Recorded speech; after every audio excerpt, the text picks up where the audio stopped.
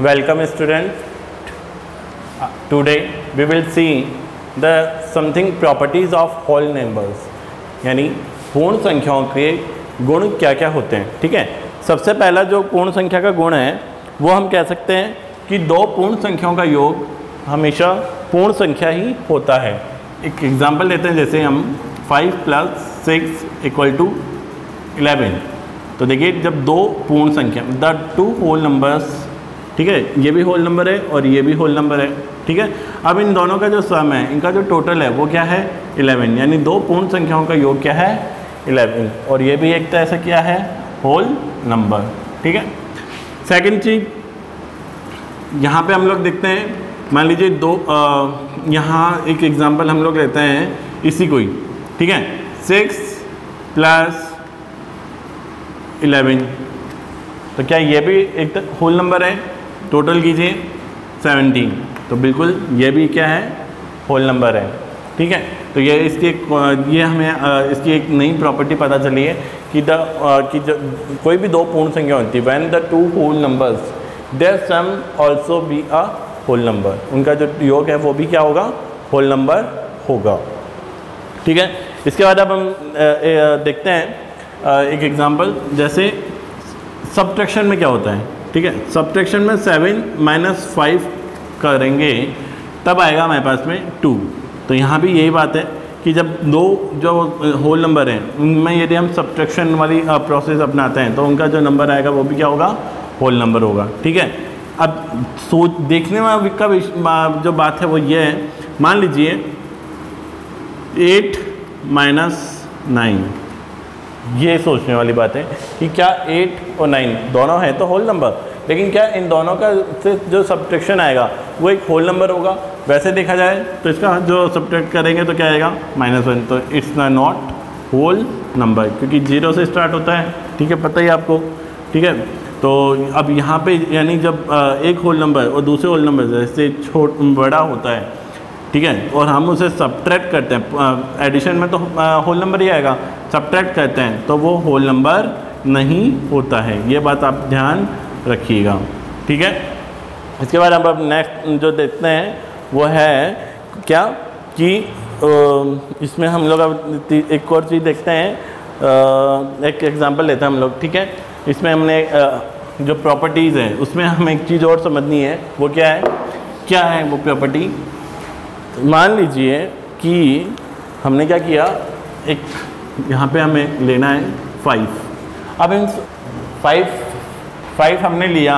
अब ये जो 5 है इसको हम how many times we can write it, इसको हम कितने प्रकार से लिख सकते हैं। ठीक है, देखिए, इससे यदि एक एग्जांपल माने तो हम लोग लिख सकते हैं 1 + 4, 2 + 3, ठीक है, 3 + 2, 4 + 1, ठीक है, ये हमें पता चला। ठीक है, और होगा क्या अभी तक तो नहीं।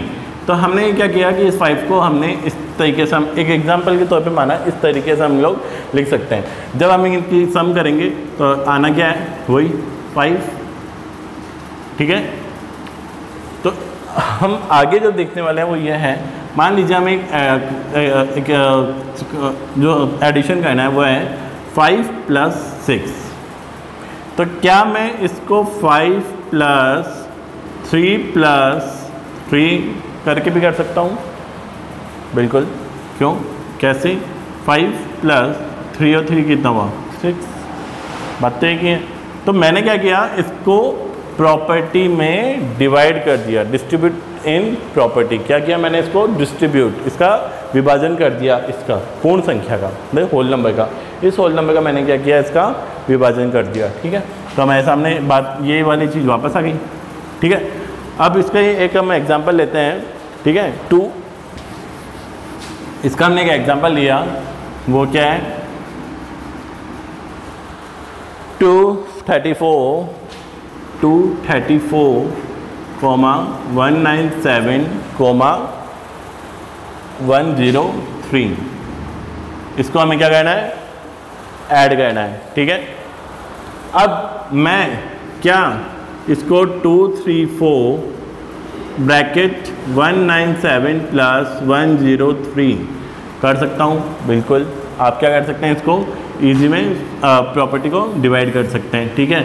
अब 2 3 4 197 और 103 को ऐड कीजिए, 7 3 0 10 कैरी 1, ठीक है, और 9 1 10 10 के कैरी 1 1 2 और ये 3, हमारे पास क्या आया 300। तो बात वही 2 3 4 प्लस 300 इक्वल टू 4 3 3 और 2 5। आया समझ में आपको? मतलब मैंने क्या किया, हमें इसको क्या करना था, एडिशन नहीं करना था, ठीक है। इस एडिशन के अंदर मैंने क्या किया, इन दोनों को एक कॉमन ले लिया, ठीक है। कॉमन इट मीन्स इनका पेयर बना दिया। इन क्योंकि मुझे लगा था कि ये 7 और 3 10 ये इजी हो जाएगा, तो मैंने 7 और 3 को लेके इस तरीके से इसको 300 में को ऐड करके और इसको 2 3 4 से ऐड करके 5 3 4 मेरे पास सॉल्यूशन आ गया, ठीक है। अब एक और हम इसके बाद सेकंड एग्जांपल देखते हैं, ठीक है। सेकंड एग्जांपल क्या है, 14 प्लस 17 प्लस 6 14 प्लस 17 प्लस 6। अब आप फिर देखिए क्या करना है, इसमें हमें वही एडिशन करना है। तो हम क्या कर सकते हैं, 14 प्लस 17 प्लस 6, 14 और 17 को ऐड कर दें, 7 और 4 21 11 कैरी 1 1 2 और ये 3, ठीक है, आ गया। अब इसमें क्या कर देंगे, हम 6 को ऐड कर देंगे, हमारे पास क्या आया 37, ठीक है।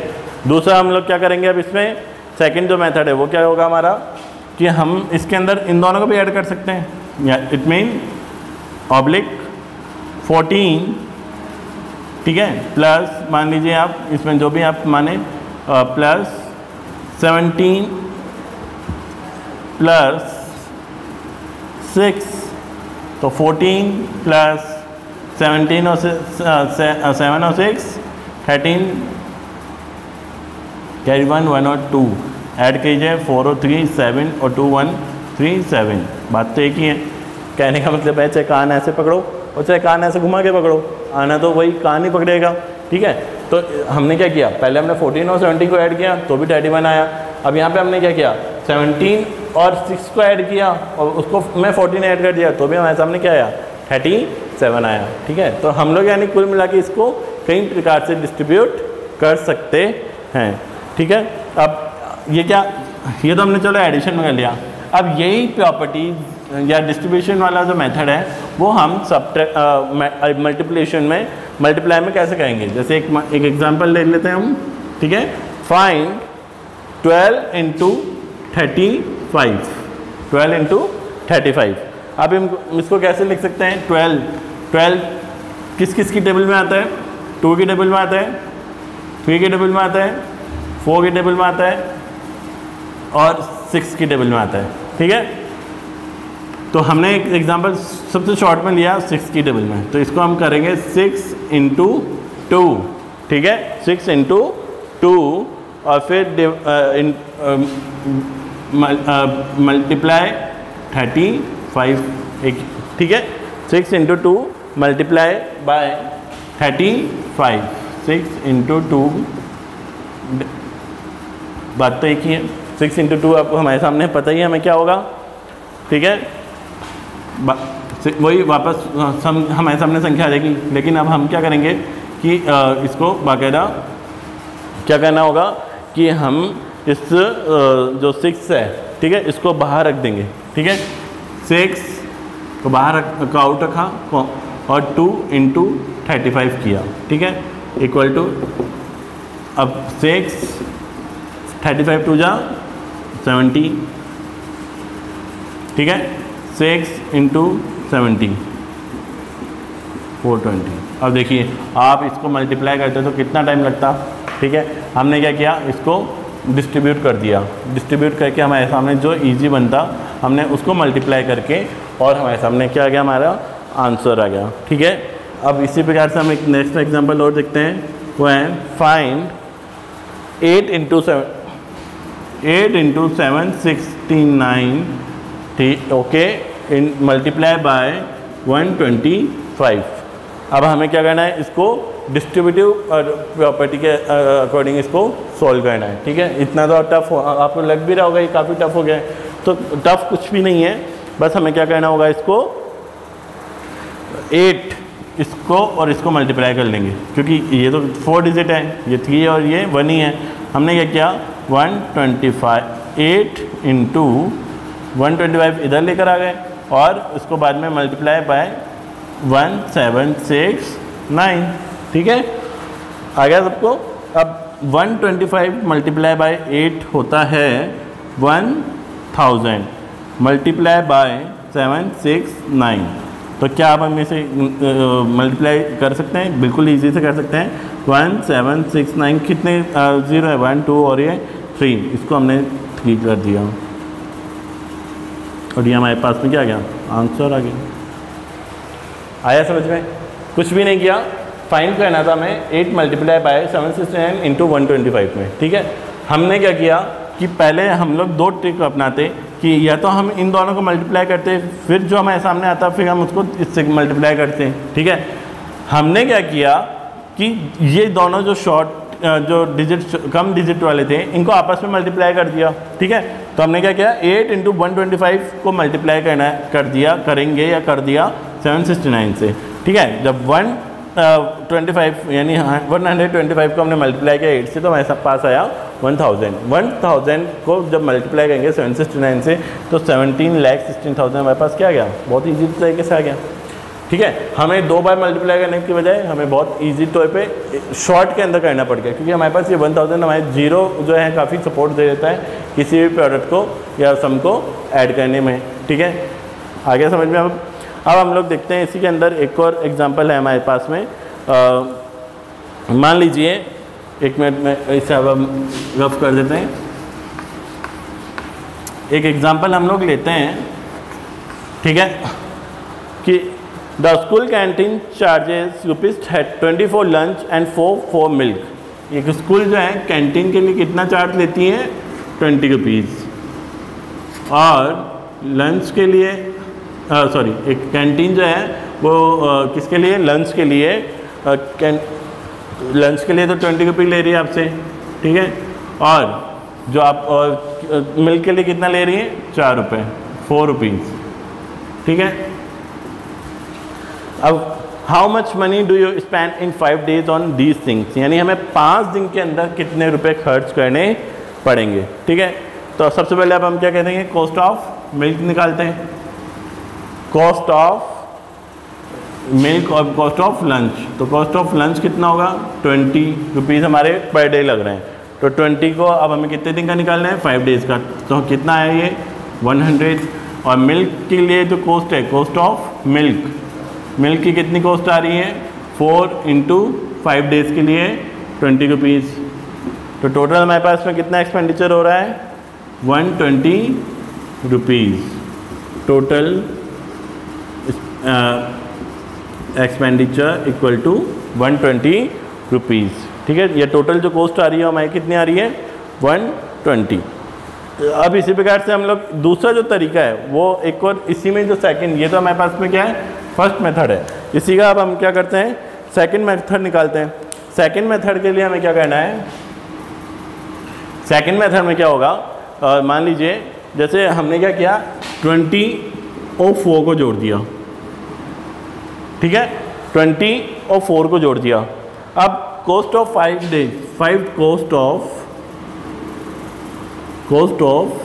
5 days, अब 5 days की कॉस्ट निकालेंगे हम लोग, तो क्या होगा, 5 मल्टीप्लाई बाय 20 प्लस 4।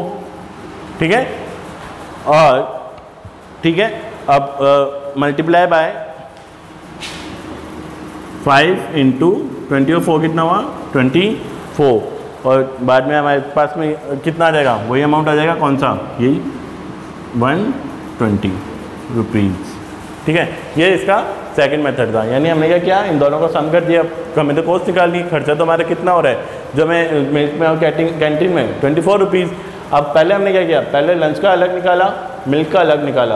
अब हमने क्या किया कि लंच और मिल्क दोनों को जोड़ दिया और दोनों को ऐड करने के बाद में मल्टीप्लाई कर दिया बाय डेज यानी 5 डेज से हमने क्या किया, मल्टीप्लाई कर दिया, तो हमारे पास क्या आ गया, 120 रुपीज़ आ गया। ठीक है, इसी प्रकार से अब हम एक और देखते हैं, मल्टीप्लाई जब हम करेंगे।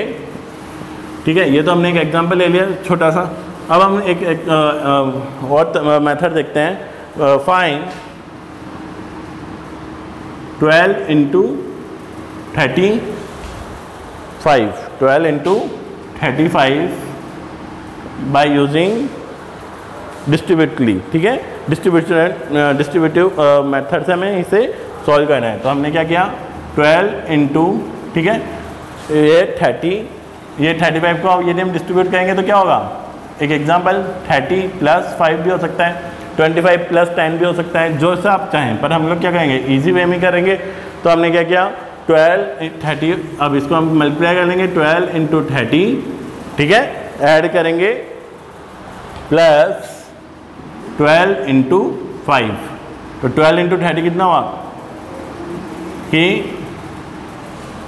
60, ठीक है, और प्लस ये कितना हुआ 60, तो हमारे पास कितना आ गया 420।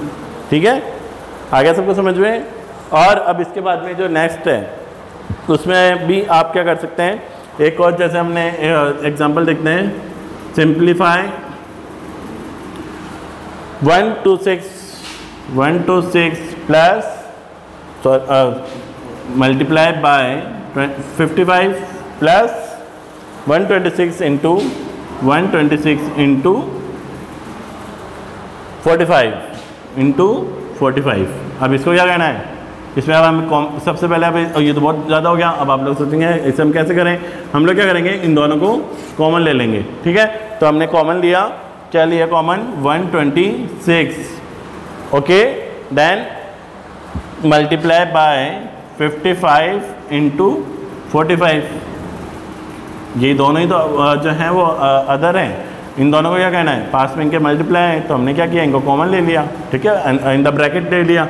अब हमने क्या किया, ये जो 126 है, ठीक है, 126, इसके अंदर अब हमें तो कहना क्या था, इन 55 और यहाँ पे साइन किसका आ रहा है, प्लस का, हमने प्लस का साइन लगा दिया, मल्टीप्लाई करना ही है। तो अब हमने क्या किया, 126 मल्टीप्लाई बाय, इन दोनों को ऐड किया, कितना आया 100। ठीक है, अब होगा क्या, इस 100 को जब करेंगे तो मल्टीप्लाई, तो 2 0 लगा दें बस, ये लीजिए, हमारे पास बहुत ईजी हो गया। पहले तो हमने सोचा था क्या करेंगे, हमारे पास हम लोग पहले क्या करते कि 126 को मल्टीप्लाई करते हैं 55 से, फिर 126 को मल्टीप्लाई करते हैं 45 से, फिर जो भी हमारे पास में आता इन दोनों का मल्टीप्लिकेशन, उसको हम क्या करते हैं, ऐड करते हैं, और ऐड करने के बाद हमें क्या मिलता है, जो अभी हमने निकाला। पर अब हमने क्या किया, इन दोनों के में कॉमन निकाला, यानी 126 और 126 दोनों जगह हमने इसको कॉमन निकाला, और ठीक है, कॉमन लिया, और उसके बाद में 55 और 45 को ऐड कर दिया, क्योंकि मल्टीप्लाई तो दोनों को करना है, तो चाहे इन दोनों को हमने ऐड करके करो या अलग अलग करो, हमने क्या किया, ऐड किया, ऐड करके हमारे पास और ईजी हो गया, क्या आया 100 को मल्टीप्लाई कर दिया 126 से, तो पीछे हमने क्या किया, 126 के कितने डिजिट हैं 2 के, और 0 के कितने डिजिट हैं 2, तो हमने 2 डिजिट लगा के इसको सॉल्व कर लिया। ठीक है, अब हम जब नेक्स्ट जो मेरा लेक्चर होगा उसके अंदर हम एक्सरसाइज करेंगे 2.2। Okay, thank you.